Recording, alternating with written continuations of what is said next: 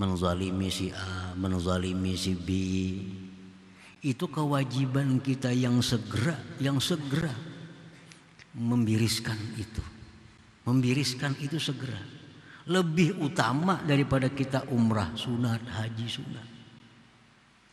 Kalau kita umrah sunat, haji sunat, tapi banyak kezaliman-kezaliman yang belum kita biriskan, padahal bisa kita biriskan, nah itu ibadahnya ditolak oleh Allah Subhanahu wa ta'ala. Kita pernah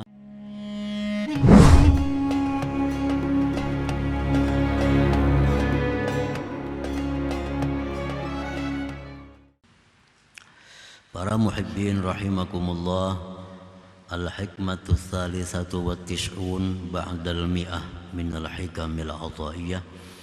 Qala al-imam Ahmad ibnu Athaillah as-Sakandari rahimahullah, nafa'ana bi ulumihi wa asrarih. Hikmah yang ke-193 dari Al-Hikamil Athaiyah, berkata pengarang Imam Ahmad ibnu Athaillah as-Sakandari rahimahullah, min alamati ittiba'il hawa al-musara'atu ila nawafidil khairat wat takasulu anil qiyami bil wajibat. Sebahagian dari tanda mengikuti hawa nafsu, bersegera melaksanakan kebaikan-kebaikan yang sunat dan malas daripada melaksanakan kewajiban-kewajiban. Itulah terjemahnya hikmah yang ke-193 ini. Al-musara'atu ila nawafilil ibadat ma'at takasuli 'anil wajibat min alamati ittiba'il hawa la libtigha'i mardatillahi ta'ala. Bersegera kepada ibadah-ibadah sunat, rajin, gemar melaksanakan ibadah sunat, serta malas berat melaksanakan kewajiban-kewajibannya. Itu tanda mengikuti hawa nafsu, bukan mencari keridhaan Allah Subhanahu wa ta'ala. Artinya kita sembahyang sunat rajin, tapi sembahyang wajib malas. Bersedekah yang sunat rajin, sedekah yang wajib malas. Menuntut ilmu yang wajib malas. Menuntut ilmu yang sunat rajin. Itu pertanda langkahnya kada bujur. Pertanda langkahnya tidak benar. Karena bukan mencari keridhaan Allah, tetapi yang dicarinya adalah hawa nafsunya, menunaikan kehendak keinginan hawa nafsunya. Nah, para muhibbin rahimakumullah, fayajibu 'alal insan ay yuqaddimal wajibati 'alan nawafil. Wajib atas seseorang mendahulukan perkara-perkara yang wajib atas perkara-perkara yang sunat. Nah, itu wajib.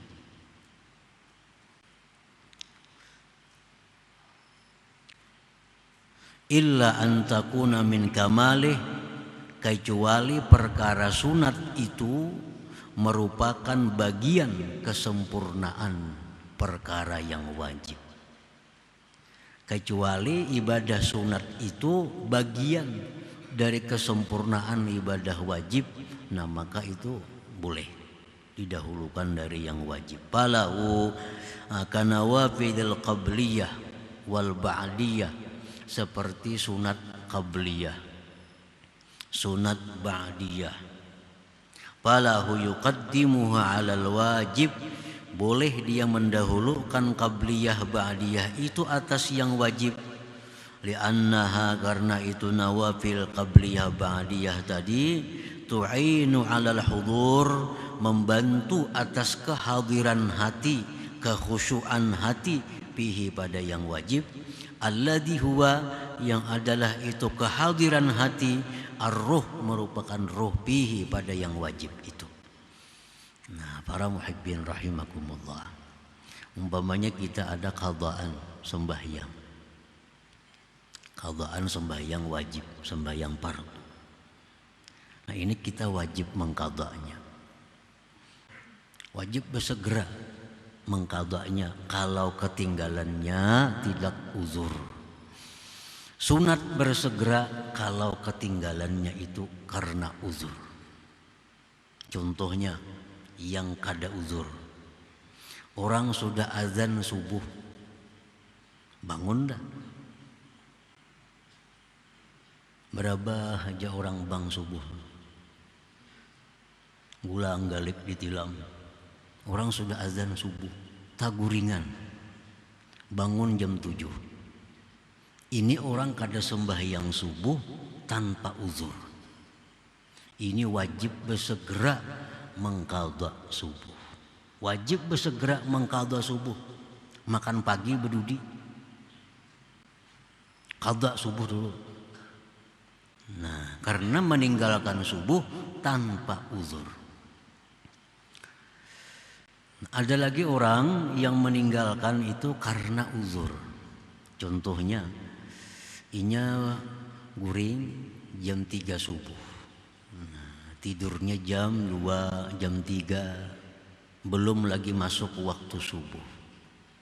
Begitu bangun jam 7. Kada mendengar orang azan, kada mendengar orang sembahyang. Begitu bangun pukul 7. Nah, ini ketinggalan subuh karena uzur. Uzur. Nah, semacam ini sunat menyegerakan mengqadha, sunat.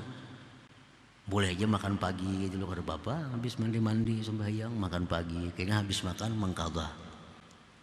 Tapi kalau yang pertama tadi mesti segera mengqadha. Kalau dilambatkan menambah dosa. Menambah dosa.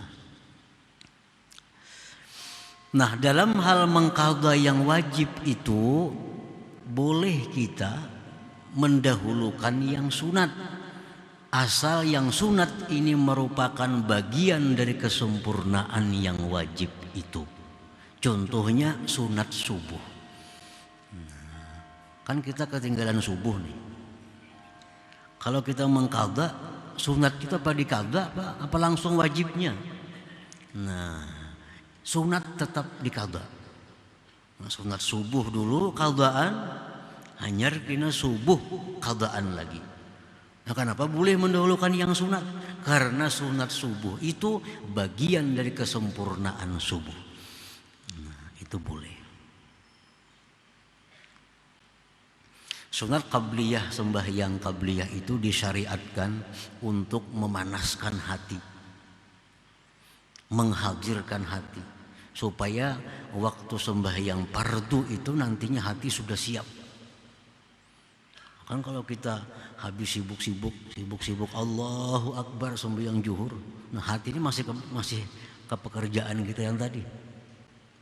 Tapi kalau dahului oleh qabliyah, Allahu Akbar qabliyah zuhur, ini hati biar aja dulu kemana-mana.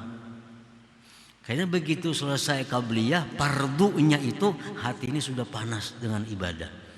Nah, sudah mantap. Nah, jadi qabliyah itu adalah gunanya menyempurnakan, mengusahakan supaya yang wajibnya menjadi sempurna. Nah, sedangkan fungsi ba'diyah, sembahyang ba'diyah, fungsinya menutupi. Kalau ada kekurangan khusyuk dalam yang wajib tadi, nah ba'diyah ini kita bisa khusyuk, itu bisa menutupi. Nah, para muhibbin rahimakumullah. Jadi kalau urusan mendahulukan yang sunat dari yang wajib, itu boleh, asal yang sunat itu adalah bagian dari kesempurnaan yang wajib. Yaqulullahu ta'ala ma taqarraba ilayya 'abdi bi syai'in ahabba ilayya mimma aftaradtuhu 'alaihi wa ma yazalu 'abdi yataqarrabu ilayya bin nawafil hatta uhibbah ila akhir hadis. Allah berfirman dalam hadis qudsi, tidaklah beribadah kepadaku hambaku dengan ibadah yang paling kusukai daripada melaksanakan ibadah yang aku wajibkan atasnya. Allah tuh paling suka kalau kita ini beribadah yang wajib. Ibadah yang wajib. Allah paling suka kalau kita melaksanakan yang diwajibkan oleh Allah. Dan senantiasa hambaku itu beribadah dengan yang sunat-sunat. Nah, sesudah selesai yang wajib, yang sunat-sunat, hatta uhibbah, sehingga akhirnya aku cinta kepadanya, ujar Tuhan. Nah, para muhibbin rahimakumullah. Jadi ibadah wajib itu dibanding dengan ibadah sunat itu ganjarannya 70 kali lipat. Lebih banyak yang wajib. Kalau kita melaksanakan yang wajib itu diberi Allah umpamanya 70.000.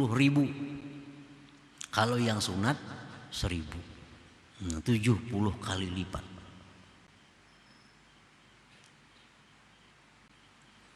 Karena apa? Karena Allah suka.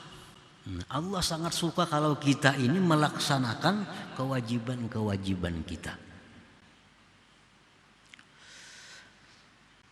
Nah, apabila kita melaksanakan ibadah yang sunat, kita rajin, padahal sedikit nih imbalannya, dan Tuhan kada seberapa suka. Tapi itu yang kita rajin. Sedangkan ibadah fardu yang Tuhan sangat suka, ganjaran yang banyak, kita malas. Berarti kita beribadah itu bukan karena Allah. Pasti ada karena hawa nafsu kita. Ada kenyamanan nafsu kita dalam ibadah itu. Sehingga kita lebih suka memilih yang murah. Memilih yang murah.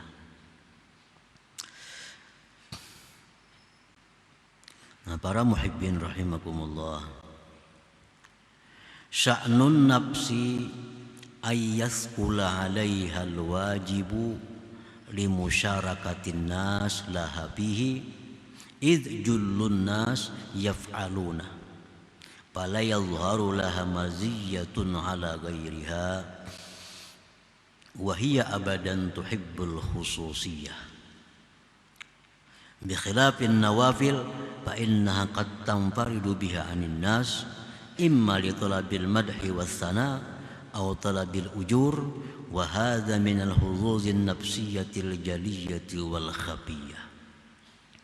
Bermula keadaan nafsu kita, nafsu,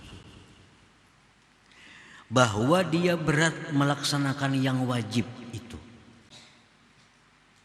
karena bersyarikatnya manusia pada yang wajib. Karena kebanyakan manusia melakukan yang wajib, maka tidak nampak bagi nafsu kita kelebihan atas yang lainnya, keutamaan atas yang lain. Sedangkan nafsu itu menyukai keistimewaan. Kalau kita sembahyang nang wajib, itu orang semuaan sembahyang wajib. Kalau kita melaksanakan yang wajib itu kada ada istimewanya kita. Orang-orang pun melaksanakan yang wajib. Tetapi kalau salat tahajud, nah ini kada semua orang. Nah lalu nafsu kita ini suka dengan tahajud itu. Karena apa? Karena ingin beda dengan orang. Agar nampak keistimewaannya, agar nampak kelebihannya. Karena orang kada semua bisa melaksanakan salat tahajud itu. Nah kalau sembahyang sunat, nafsu ini merasa hebat. Karena kada semua orang bisa. Jadi tujuannya agar dipuji, disanjung orang, atau mengharapkan pahala di sisi Allah. Kedua-duanya itu adalah merupakan bahagian nafsu, baik yang nampak maupun yang tersembunyi. Orang beribadah ini karena mengharapkan pujian dari makhluk. Ini jelas sudah ibadahnya ini adalah bagian nafsu. Karena nafsu suka dipuji, nafsu suka disanjung. Ini bagian nafsu yang nampak.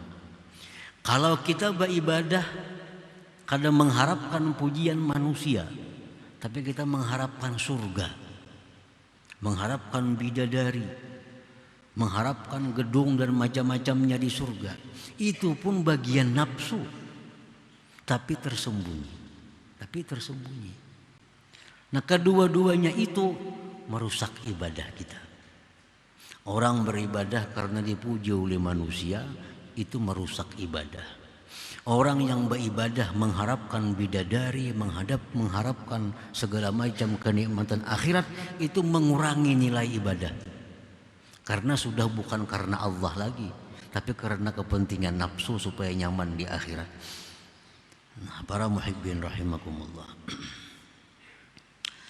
Qala Ibrahim Al-Khawwas, inna Allah la yaqbalu min amilin amala illa bisidqi wa isabatil haqq. Sesungguhnya Allah tidak menerima amalan orang yang beramal kecuali dengan kejujurannya dan mengenai yang benar. Jadi Allah itu menerima ibadah kita yang jujur dan benar. Nah, kalau kita suka yang sunat tapi berat yang wajib, ini sudah kada benar. Artinya apa? Allah kada menerima. Orang ini banyak bisi qadaan sembahyang. Udah 30 tahun udah kada bisa sembayangan lagi anum nih. 23 tahun, 20 tahun kada ada bisa sembayangan. Sembahyang jam maghrib paling, orang sembahyang hajat juga. Lainnya perai. Sudah umur 50 tobat. Nah, ini mesti dibayar sembahyang ini di Allah. Tapi nya malas mengqadha, malas. Tapi kalau tarawih rajin, sembahyang duha rajin. Ini satu alamat itu karena nafsu, bukan karena Allah. Kalau karena Allah, bayar hutang dulu. Bayari qadhaan, hanyar tarawih, hanyar sembahyang duha, hanyar sembahyang witir. Bayari qadhaan. Itu yang Allah suka. Dan lebih besar itu pahalanya ketimbang sembahyang tarawih, witir dan lain-lain tadi. Kalau kita masih ada hutang yang wajib kepada Allah Subhanahu wa taala. Allah tidak menerima ibadah kita kecuali dengan kejujuran dan mengenai yang benar. Kalau kita rajin sunat, malas fardu, tanda kada benar. Artinya apa? Kada diterima oleh Allah Subhanahu wa taala.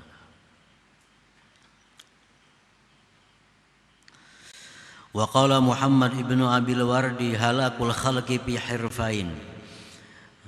Muhammad ibnu Abil Wardi berkata, binasanya ini manusia pada dua pekerjaan.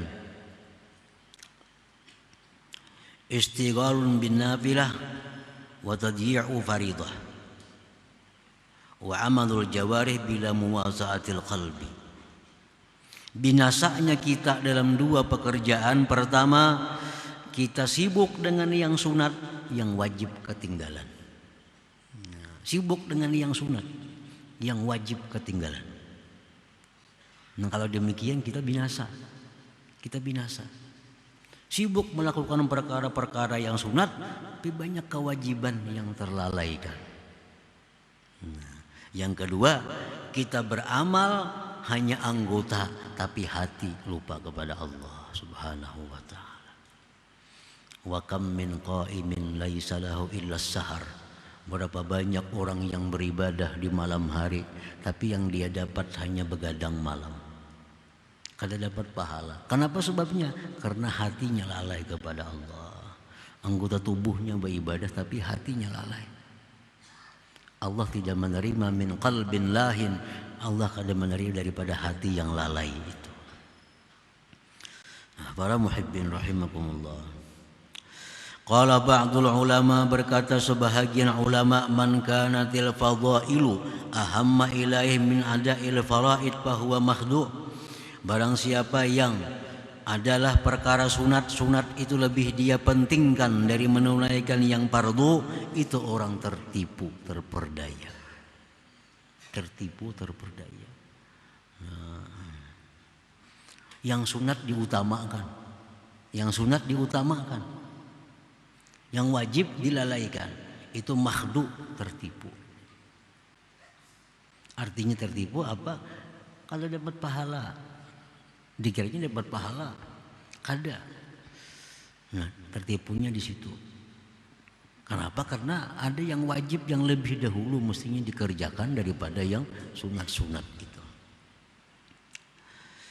Tara minhum man syaghala fi nawafilil qiyami wasyam wal hajji wal umrati kull 'am wa ma ashbaha dzalik wa huwa ghairu mutadarikin lima fata minhum minal wajibat wala mutahallilin lima lazima zimmatahu minaz zulamati wat tabi'at wa ma dzaka illa li annahum la yabtaguna mardatallah bal yattabi'una hawa anfusihim.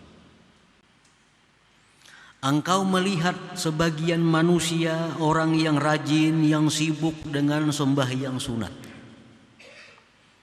puasa sunat, haji umrah tiap tahun, dan seumpama itu. Sedangkan dia tidak memperdapati sesuatu yang telah luput dari mereka dari kewajiban-kewajibannya.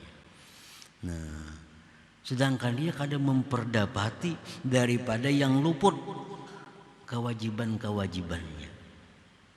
Ini tadi sembahyang sunat rajin, puasa sunat rajin, padahal hutang puasa sunat, hutang puasa wajib banyak, puasa sunat rajin benar.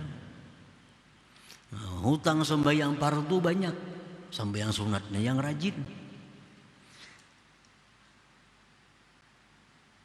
Naik haji, umrah umpamanya, yang sunat tiap tahun. Tapi ada kezaliman yang belum dikembalikan kepada orang. Itu lebih perlu daripada ibadah haji, umrah yang sunat.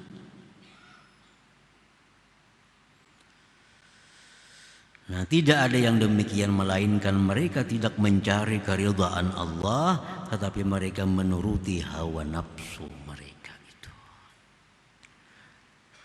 Para muhibbin rahimakumullah.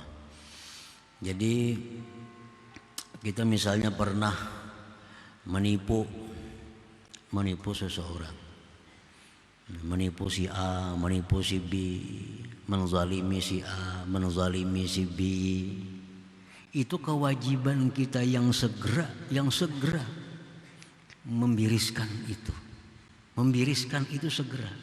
Lebih utama daripada kita umrah sunat, haji sunat. Kalau kita umrah sunat, haji sunat, tapi banyak kezaliman yang belum kita biriskan, padahal bisa kita biriskan, nah itu ibadahnya ditolak oleh Allah Subhanahu wa ta'ala. Kita pernah menganiaya orang ini, kita pernah menipu orang ini, itu mestinya diselesaikan. Karena itu kewajiban kita, ketimbang kita melakukan hal-hal yang sunat. Nah, ini kewajiban. Allah menyukai yang wajib dibiriskan dulu, hanya yang fardu, yang sunat-sunatnya itu. Ada orang yang suka menyumbang, sumbang sana, bula masjid, bikin itu, bikin ini. Tapi kalau urusan ditagih hutang, setengah mati menagih uang. Ada manusia seperti itu. Bah, kalau soal sosial 100 juta sumbang sana, 100 juta sumbang sini. Hutang 10 juta setengah mati menagih ada mau bayar. Padahal ini hutang yang sampai tempo ini wajib dibayari. Maulah masjid itu sunat. Nah, mestinya apa? Hutang ini dibirisakan. Karena sampai temponya orang sudah menagih. Nah, ini pertanda apa? Sosial itu bukan karena Allah, tapi ada kepentingan duniawi yang dicari.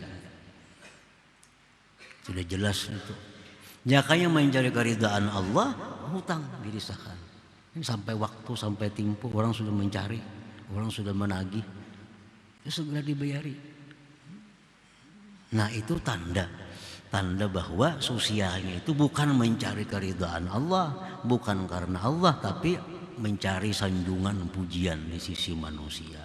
Itu tertipu, sedikit pun tidak dapat ganti dari Allah Subhanahu wa taala, apalagi pahala di akhirat.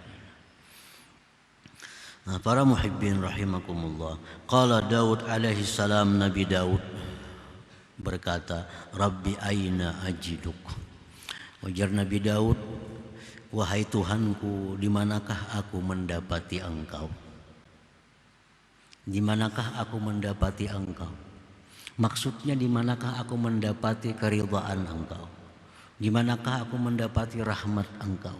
Di manakah aku mendapati penerimaan Engkau? Faqala lahu, ujar Tuhan menjawab, utruk nafsak.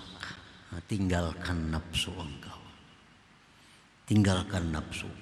Begitu kita beribadah kepada Allah karena Allah, bukan karena nafsu, di situ kita akan dapat rahmatnya, akan dapat keridhaannya, akan dapat penerimaannya. Tapi kalau ibadah kita ini bercampur dengan nafsu, bukan karena Allah semata, kita kadang akan mendapati Allah, kadang akan mendapati rahmat Allah, kadang akan mendapati ridhanya Allah, kadang akan mendapati kabulnya, diterima oleh Allah. Nabi Daud bertakun lawan Tuhan, aina ajiduk, di manakah aku dapati engkau? Allah menjawab, utruk nafsak, tinggalkan nafsu engkau. Kalau kita beribadah karena Allah semata, jangan ada nafsu di dalamnya, jangan ada kesenangan nafsu, karena itu akan merusak nilai ibadah kita di sisi Allah Subhanahu wa taala. Nah, jadi kalau kita banyak hutang lagi sembahyang nang fardu, itu disegerakan. Sembahyang lain itu ditutup sementara dulu, ganti lawan mengqadhanya. Kecuali qabliyah ba'diyah terus jalan, karena ini bagian dari kesempurnaan sembahyang. Kadang-kadang di padahi itu adalah mas sayangnya meninggalkan sembahyang duha, itu nih ya nafsu ngarannya. Mana baik pinjar mangkada duha. Hutangnya ada lagi, banyak kali lagi, baik hutang itu dibayari dahulu pada duha itu. Pertama pahalanya ganal itu Tuhan ketujuh itu daripada kita sembahyang duha, ganti lawan mangkada. Kalau kita yakin bahwa kita masih banyak hutang sembahyang dengan Allah Subhanahu wa taala. Nah, kemudian hikmah yang ke-194 insyaallah.